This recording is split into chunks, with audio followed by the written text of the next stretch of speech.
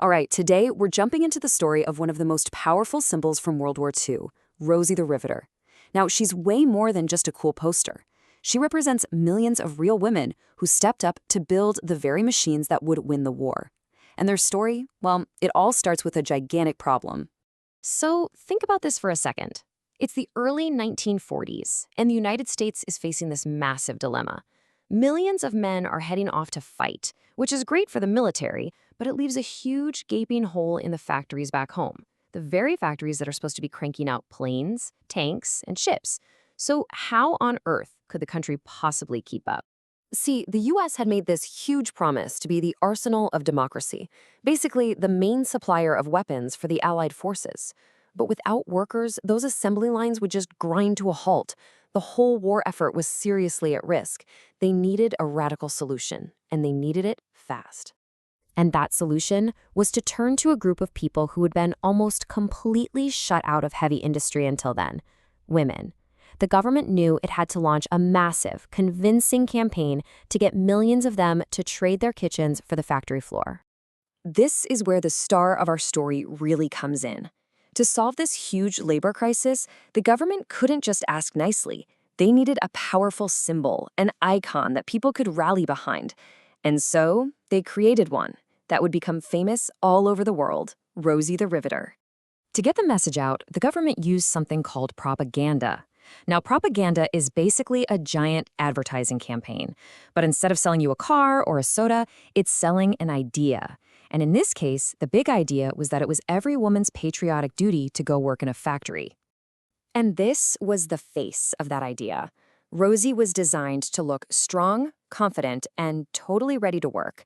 That famous "We Can Do It" poster with her in the blue jumpsuit and the red bandana, that was all about sending a powerful message that factory work wasn't just for men anymore. It was a symbol of pure capability and patriotism. And they pushed this message everywhere. Seriously. The image of Rosie was on posters in post offices. You'd hear about her on the radio. You'd see short films about women workers before the main feature at the movies. They were even writing popular songs about her. The goal was to make factory work seem not just okay for women, but absolutely essential to winning the war. And you know what? It worked. It totally worked. Millions of women answered the call. So now, let's shift gears from the idea of Rosie to the incredible real-life story of what these women actually did on the assembly line. Okay, this part was just brilliant. To make these super intimidating factory jobs seem less scary, the recruitment ads would compare them to everyday household tasks. The message was super simple. Hey, if you can run an electric mixer, you've got the skills to run a drill press. It was such a clever way to build their confidence and make the whole thing feel possible. And listen, we're not talking about simple jobs here. Not at all. Women stepped into some of the most physically demanding and technically skilled roles you can imagine. We're talking welding, riveting, operating massive cranes. They were building the most complex and important machinery of the era. And their impact was just staggering. Get this. In the aircraft industry, which was obviously crucial, women made up nearly 40% of the entire workforce by the peak of the war. Let that sink in. Without them, there's no way the thousands of planes needed for victory would have ever gotten off the ground. And what's wild is that most of these women walked in with zero experience in this kind of work. So they had to go through weeks of intense, government-funded training programs. They learned super complex skills like how to read engineering blueprints and use precision tools, proving once and for all they could master these technical trades just as well as anyone. But, while all the posters showed this smiling, confident Rosie, the reality on the factory floor was, well, it was a lot more complicated. Even though they were absolutely essential to the war, these women were fighting an uphill battle every single day. Let's talk about one of the biggest and most glaring injustices they faced: their paychecks. Women were often paid way less than men for doing the exact same job, sometimes right next to them on the assembly line. It was just this constant, frustrating reminder that true equality was still a long, long way off. And it wasn't just the pay gap. They had to deal with a lot of disrespect from male coworkers and bosses who just didn't think they could do the job. A lot of these factories weren't even set up for women. Some didn't even have women's restrooms. And for African American women, all these problems were piled on top of severe racial discrimination, which made their fight that much harder.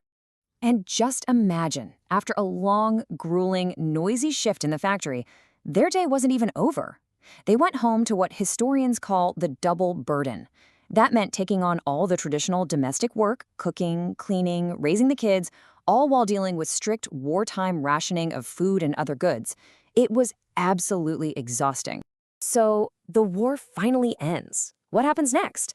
Does everything just snap back to the way it was before? Well, not quite. The impact of these millions of Rosies was going to change American society forever. It's pretty incredible, but almost overnight, the whole message flipped. The same propaganda machine that begged women to join the workforce was now telling them it was their patriotic duty to go back home and give up their jobs for the soldiers returning from the war. And just like that, many women were fired, and the doors to those industries seemed to slam shut again. But here's the thing. You can't just put an idea like that back in the box. The experience these women had, the skills they learned, the economic independence they felt, that planted a seed.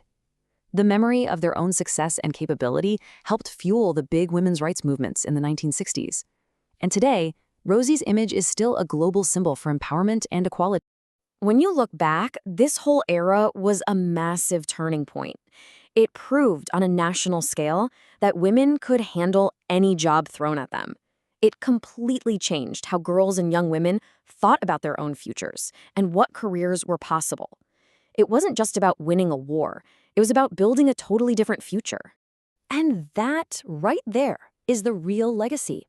Even for the women who did go back to being homemakers, the knowledge of what they had accomplished, their strength, their skills, their success, that never went away. And you can bet they passed that memory, that new sense of possibility, on to their daughters. So that brings us to a final thought. The story of Rosie the Riveter is a huge chapter in our history, for sure. But her message, that simple phrase, "we can do it," keeps echoing through time. It's all about smashing limits and challenging what people think is possible. So the question for us is, what does that idea really mean in our world right now?